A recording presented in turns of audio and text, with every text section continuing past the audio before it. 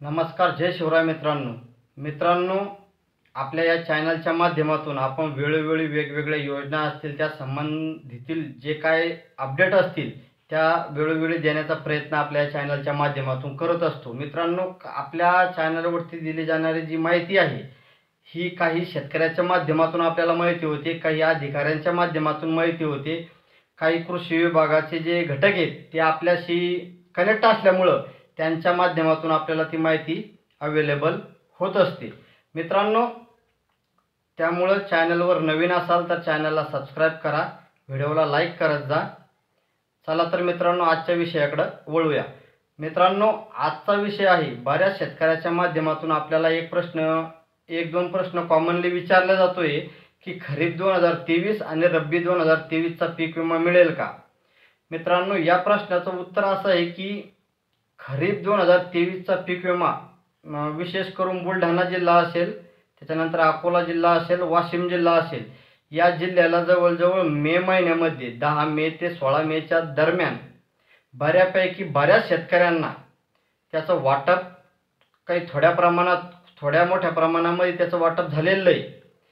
तरीही त्यावेळेस ज्या शेतकऱ्यांचं पीक विमा मंजूर असून आलेला नव्हता किंवा काही शेतकऱ्याचा मंजूरच दाखवत नव्हता, अशा शेतकऱ्यांचा आता परत एकदा अपडेट व्हायला सुरुवात झालेली आहे।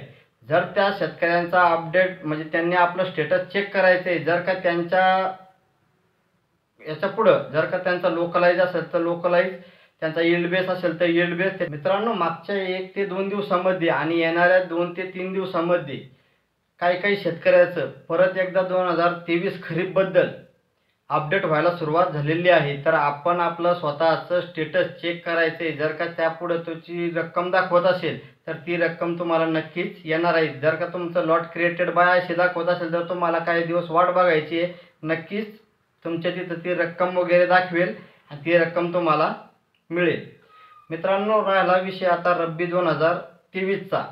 मित्रांनो, रब्बी 2023 चं सुद्धा जवळजवळ मागच्या 5-6 दिवसामध्ये बऱ्यापैकी शेतकऱ्यांचं, मग ज्यामध्ये बुलढाणा असेल, अकोला असेल, वाशिम असेल, त्याच्यानंतर हिंगोली असेल, परभणी असेल, नांदेड असेल, धाराशिव असेल, धाराशिवमध्ये सुद्धा बऱ्याच शेतकऱ्यांचं रब्बी 2023 चं जे स्टेटस आहे हे परत एकदा आता बदलायला सुरुवात झालेली आहे। तर आपण आपलं स्टेटस चेक करायचं आहे। आता काही शेतकरी म्हणतात की बाबा तुम्ही सांगता पण तसं आमचं स्टेटस चेंज होत नाही आहे। आता ही माहिती आपल्याला शेतकऱ्यांच्या माध्यमातूनच मिळालेली आहे की आमचं स्टेटस चेंज झालेलं आहे, आम्हाला काही रक्कमसुद्धा दाखवत आहे, त्याच्यानंतर काही शेतकऱ्यांना झिरो दाखवत आहे यील्ड बेस, काही शेतकऱ्यांना लोकलाइजचा विमा म्हणजे कमी दाखवते 2000, 3000, 1000 अशा पद्धतीने आपल्याला शेतकऱ्याच्या माध्यमातून माहिती ही मिळाली होती, म्हणून त्या माध्यमातून आपण हा व्हिडिओ बनवण्याचा एक प्रयत्न केलेला आहे।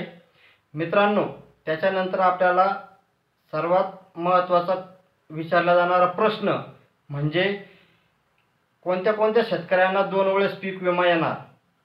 मित्रांनो, या प्रश्नाचं उत्तर असं आहे की काही शेतकऱ्यांनी पहिल्यानं त्यांचं स्वतःचं नुकसान झालं म्हणून त्यांनी लोकलाइजच्या अंतर्गत त्यांनी क्लेम केला होता की बुवा आमचं स्वतःचं नुकसान झालेलं आहे, त्या शेतकऱ्यांना लोकलाइजचा पीक विमा मिळाला। आता काही शेतकऱ्यांनी काय केलं, लोकलाइजचा तर विमा म्हणजे क्लेम केलेलाच होता, त्यांनी परत पोस्ट हार्वेस्ट या घटकाअंतर्गत पूर्ण परत क्लेम केलेला होता।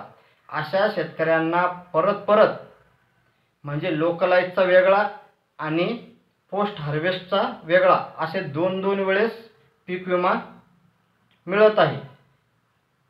मित्रांनो, काही शेतकरी म्हणतील की आम्हाला 1 वेळेस सुद्धा मिळालेला नाही, तुम्ही 2 वेळेस सांगताय।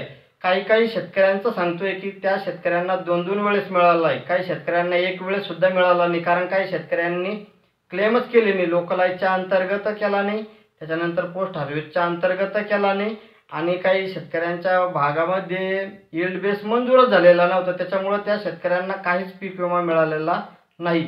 तरीही काही शेतकऱ्यांचे आता परत अपडेट होत आहे, तर प्रत्येकानं आपापलं स्टेटस चेक करा आणि त्याच्यामध्ये काय दाखवतंय ते व्यवस्थित चेक करा। जर का काही अडचण असेल तर आपल्या चॅनलच्या याच्यावरती प्रत्येक प्रश्नाबद्दल व्हिडिओ टाकलेला आहे सविस्तर, तो तुम्ही बघू शकता। ही होती छोटीशी माहिती। तुम्हाला कशी वाटली नक्की कॉमेंटमध्ये सांगा। चला भेटू अशाच नवीन माहितीसह पुढील व्हिडिओमध्ये। तोपर्यंत जय हिंद, जय महाराष्ट्र।